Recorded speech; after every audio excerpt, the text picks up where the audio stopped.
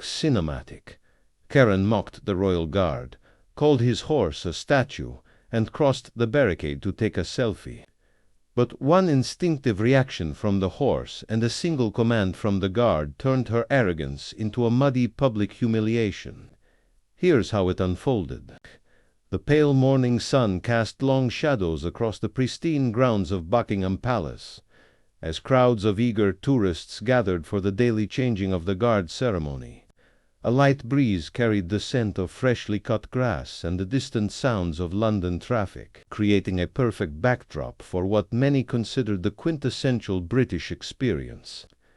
Visitors from across the globe huddled together along the barricades, cameras ready, their excited whispers creating a low hum of anticipation. Come.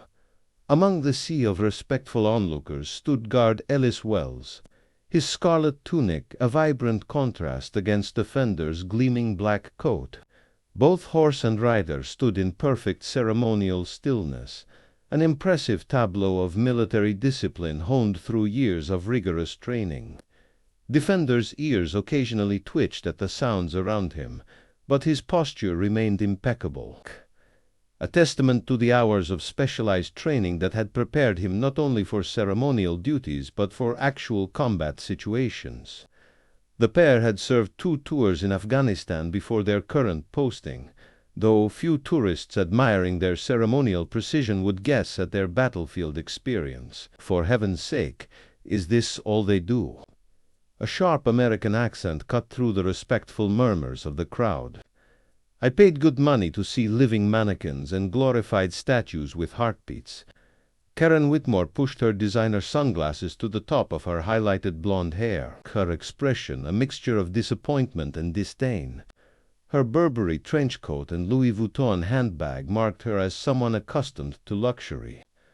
But the permanent frown lines etched around her mouth suggested that satisfaction rarely accompanied her expensive tastes. "Excuse me," she said, elbowing past a family who'd been patiently waiting for 30 minutes.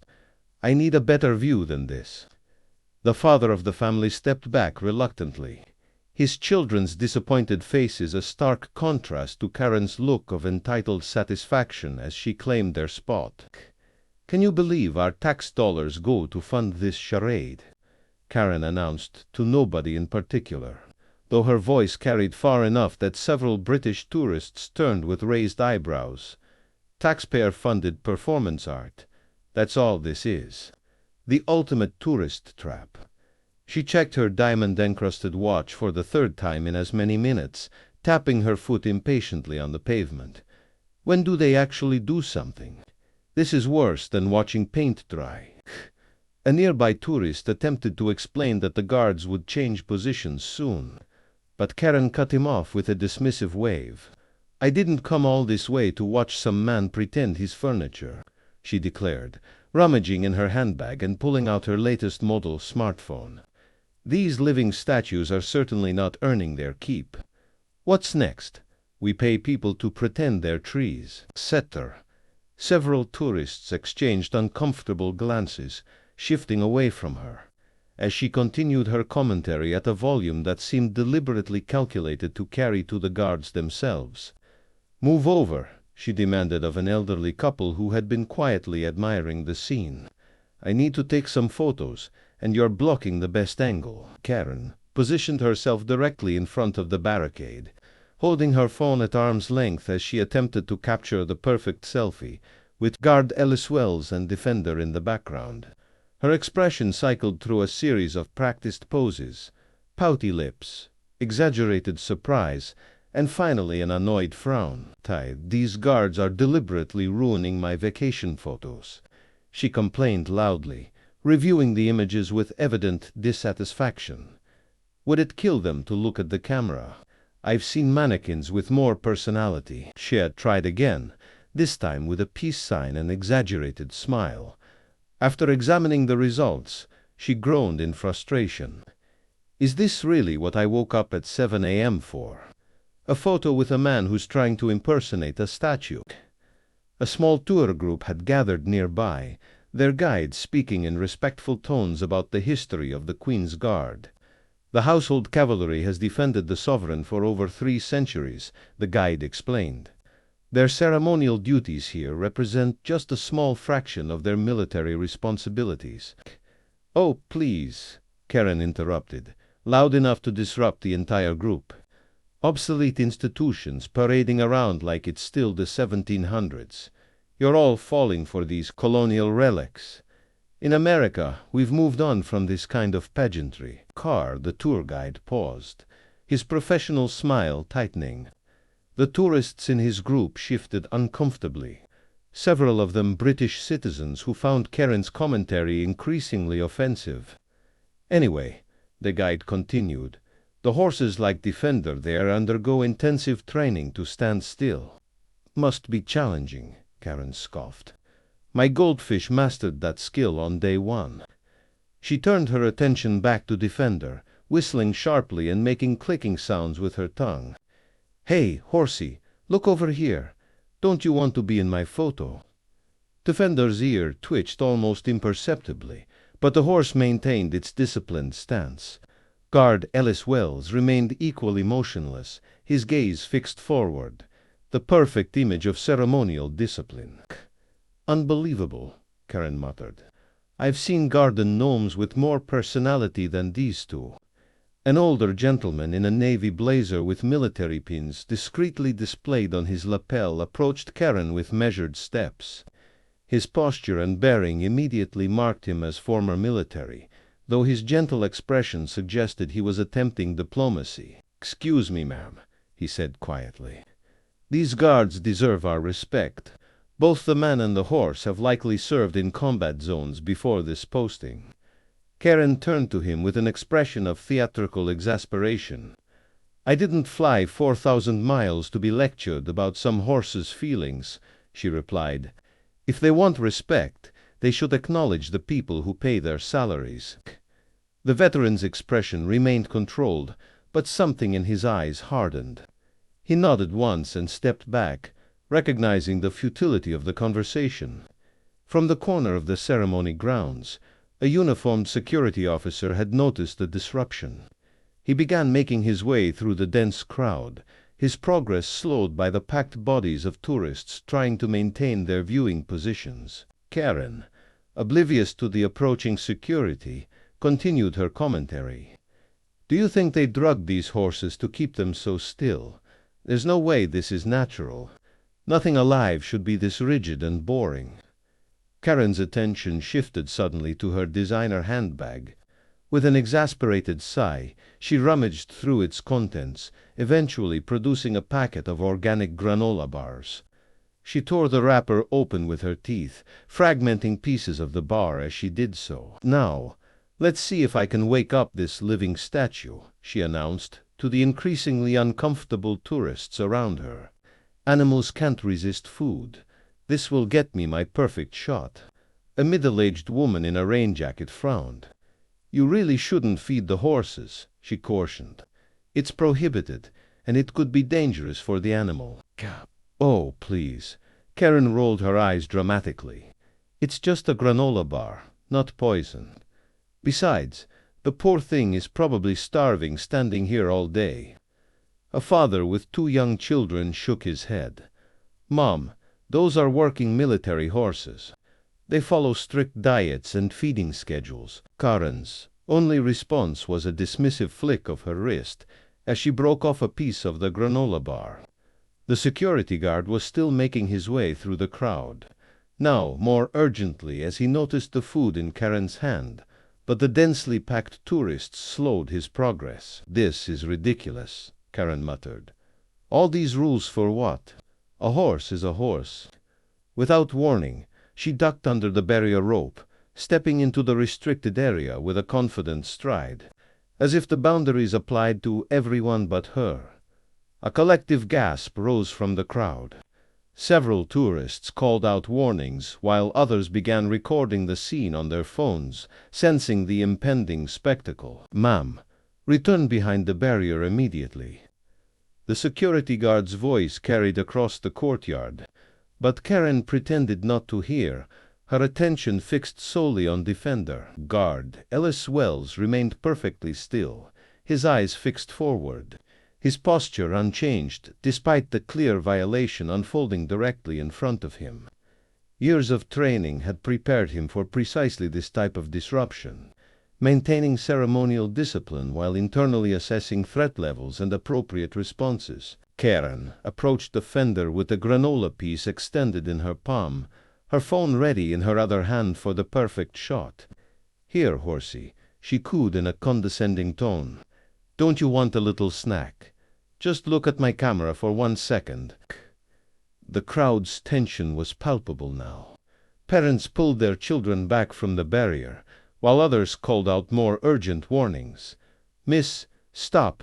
You can't do that. Someone stop her before she gets hurt. That's a trained military horse, not a petting zoo animal." A young boy tugged at his mother's sleeve. "Mommy, why is that lady breaking the rules? Will the guard be angry?" The security guard had nearly reached the scene, pushing more forcefully through the crowd now. But Karen was already within arm's reach of Defender. The historically significant moment of the changing of the guard was now overshadowed by the spectacle of one tourist's brazen disregard for protocol and basic respect. Karen stood barely 2 feet from Defender now, granola bar fragment in her outstretched hand, phone positioned for the perfect selfie angle. The crowd held its collective breath, the regular hum of tourist conversation replaced by an uneasy silence, broken only by the occasional click of cameras documenting the unfolding incident. "Dots. Just one perfect shot," Karen murmured, extending the granola bar toward Defender's muzzle, while angling her phone for the ideal selfie. "Come on, horsey. Just look this way. Step back from the horse immediately." The security officer's voice carried an urgent authority that Karen casually dismissed with a wave of her hand. "Oh, relax," she called over her shoulder. "I'm just getting one photo. All this ridiculous British theatrics over nothing." She sidled closer to Defender, determined to create her perfect Instagram moment despite the chorus of warnings. Her red lacquered nails glinted in the morning sun as she held the granola fragment inches from the horse's mouth, her other hand stretching out with her phone. "Look at me, not through me," she complained to Defender, whose discipline remained unbroken despite the food temptation. "Fine. Be difficult." In a moment of frustration, Karen reached up to physically turn Defender's head toward her camera. Her long, manicured fingernail accidentally scraped against the sensitive skin of Defender's nostril as she attempted to reposition his face for her photo. The response was immediate. Defender, whose years of battlefield training had prepared him to remain calm under gunfire, explosions, and the chaos of combat zones, reacted to the unexpected sharp pain in one of his most sensitive areas with an instinctive response. He let out a sharp snort, his head jerking upward away from the unexpected pain. Though the movement was controlled and minimal compared to what an untrained horse might have done, it was enough to catch Karen entirely off guard. She stumbled backward, her designer heels failing to provide adequate stability on the ceremonial grounds. Her arms pinwheeled dramatically as she fought for balance, the phone flying from her grasp in a graceful arc. The crowd gasped as Karen landed ungracefully in a muddy patch left by morning dew. Her Burberry coat splayed beneath her, Louis Vuitton bag tumbling to one side, and her phone clattering several feet away. The granola piece scattered into crumbs across the ceremonial grounds. Karen's reaction was instantaneous and extreme. Her scream could have been mistaken for someone suffering a far more severe injury than simple embarrassment. "The horse attacked me," she shrieked, scrambling backward through the mud like a crab, smearing her designer outfit further. "Did you all see that? It tried to kill me." Tourists watched in a mixture of shock and poorly concealed amusement. Several covered their mouths. Whether hiding gasps or suppressing inappropriate laughter was impossible to tell. Phones recorded from every angle as Karen continued her dramatic display, her dignity completely abandoned as mud soaked through her expensive clothes. "I could have been trampled to death," she wailed, though Defender had barely moved from his position. "This is assault with a government animal." A child's voice cut through the commotion. "Mummy, the lady scared the horse, but the horse stayed still. She's the one who fell down."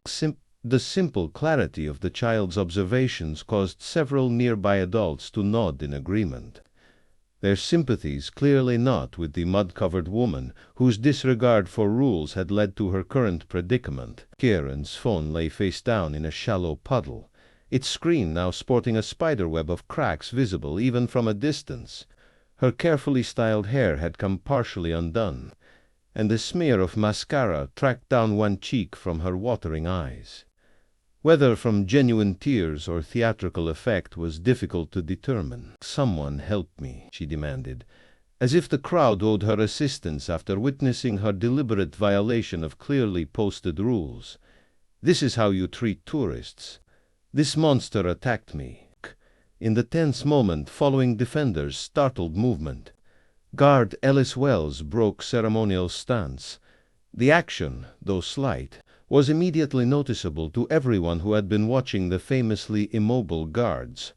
His white-gloved hand moved to Defender's neck in a practiced, controlled motion while his posture shifted subtly to a more functional position. "Defender, steady position," he commanded in a low, authoritative voice that carried just far enough for those nearest to hear.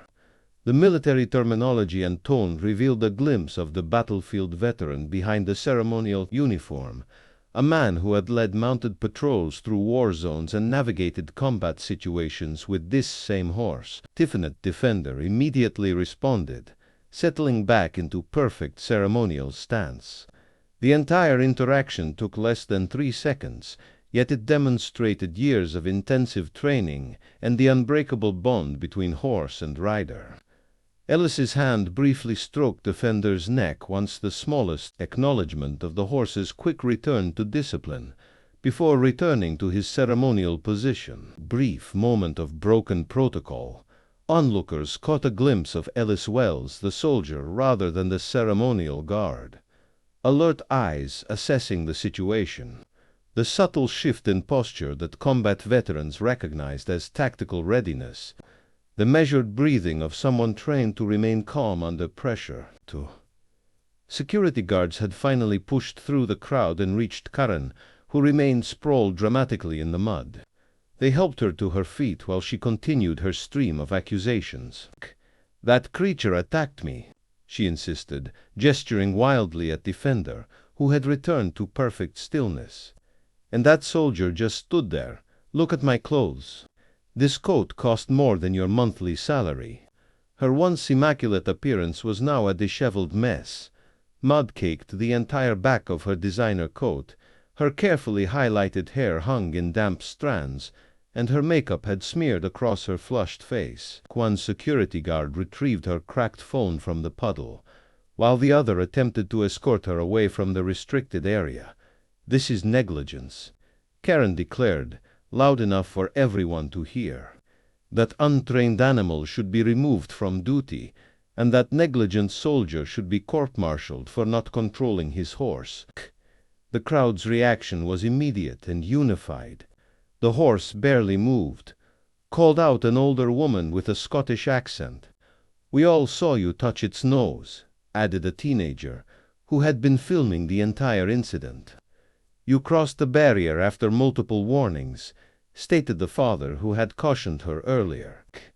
Ellis Wells had already returned to his ceremonial stance, his eyes fixed forward, his posture perfect once again. The only evidence that anything unusual had occurred was a barely perceptible alertness. In Defender's stance, the military horse was still monitoring the situation while maintaining his disciplined position. The contrast could not have been more stark. Ellis Wells and Defender immediately returned to perfect duty despite the disruption, and Karen continuing her loud protestations while being escorted away, trailing mud and damaged dignity. "I demand to speak to whoever's in charge," Karen insisted as the security guards firmly guided her beyond the ceremonial grounds. "Do you know who I am? This is assault by a government animal." A tall figure in a senior officer's uniform approached with purposeful strides. Captain James Thornton, head of the ceremonial guard detail, moved with the decisive efficiency of someone whose military career had spanned both battlefield command and the precision of palace duty. His appearance immediately brought a greater sense of authority to the scene. "I understand there's been an incident," he stated, his voice carrying the natural command presence that came from decades of military service. His attention turned first to Ellis Wells and Defender, assessing their condition with a quick professional glance before focusing on Karen, who was still loudly demanding compensation. "This vicious animal attacked me without provocation," Karen insisted, attempting to brush mud from her ruined coat. "I want whoever owns it held responsible." Captain Thornton's expression remained neutral, though something in his eyes hardened. "Ma'am, that animal is Sergeant Defender, a decorated military horse with 2 tours in Afghanistan. He's saved the lives of British soldiers under enemy fire and has been commended for exceptional service in combat zones." Karen blinked, momentarily thrown off balance by this information. Furthermore, the captain continued, "Guard Ellis Wells is not merely a ceremonial figure but an active duty soldier with battlefield experience. Both horse and rider have undergone thousands of hours of specialized training that allows them to maintain ceremonial discipline while being constantly alert to potential threats." The veteran who had approached Kieran earlier stepped forward, his military bearing unmistakable despite his civilian clothes. "Captain, if I may, I witnessed the entire incident. This woman deliberately crossed the barrier despite multiple warnings, attempted to feed the horse unauthorized food, and then made physical contact with Sergeant Defender's face." Several tourists nodded in agreement, and a young woman held up her phone. "I have the whole thing on video, sir." Karen's expression shifted from indignation to uncertainty as she began to grasp the seriousness of the situation. "The Queen's Guard are not tourist props. Ms. ... double quotes." The captain paused. "Whitmore," Karen supplied, her voice notably quieter. "Ms. Whitmore, these are active-duty military personnel performing an official function. Interfering with them isn't simply rude. It's a legal offense that carries significant penalties." The captain gestured toward Defender. "Military horses undergo more intensive training than most people can imagine. Defender has been conditioned to remain calm under gunfire, explosions, and battlefield chaos. His reaction to your touching his sensitive nostril was remarkably restrained. An untrained horse might have seriously injured you." Karen's face paled slightly as this reality sank in. "In fact," the captain continued, "Guardwell's breaking protocol momentarily to steady Defender likely prevented a more serious incident. He was protecting both his mount and you despite your disruption of his duties." The security guards had retrieved the incident report forms and were taking statements from witnesses. The veteran provided a detailed account, his military precision evident in the clarity of his observations. "The ceremonial stillness you mockingly referred to as playing statue is actually a combat-ready stance that allows immediate response to threats," the captain explained. "Just because they don't move doesn't mean they aren't constantly alert and ready for action." Karen's demeanor had transformed completely. The bluster and entitlement drained away as the legal and security personnel continued their professional handling of the situation. "These traditions aren't maintained out of blind adherence to the past, Miss Whitmore. They represent functional disciplines that have proven their value on actual battlefields throughout history. The precision you witnessed before your disruption is the same precision that saves lives in combat zones." Kieran. Whitmore stood with uncharacteristic silence as the security officer finished writing up her citation. The fine amount caused her eyes to widen briefly, but she nodded in subdued acknowledgment, accepting the official document with none of her earlier bluster. Gear, being issued an official warning and fine for interfering with the Queen's Guard. the officer explained professionally. "You should consider yourself fortunate that Cardwells was able to control the situation so quickly. This could have resulted in much more serious consequences." Karen's gaze dropped to her mud-stained shoes, the reality of her actions finally seeming to register. "I didn't realize they were actual military personnel," she said quietly. "I thought it was just a show for tourists." "That's a common misconception," Captain Thornton stated, his tone professional rather than condescending. "These men and horses represent the finest traditions of British military service.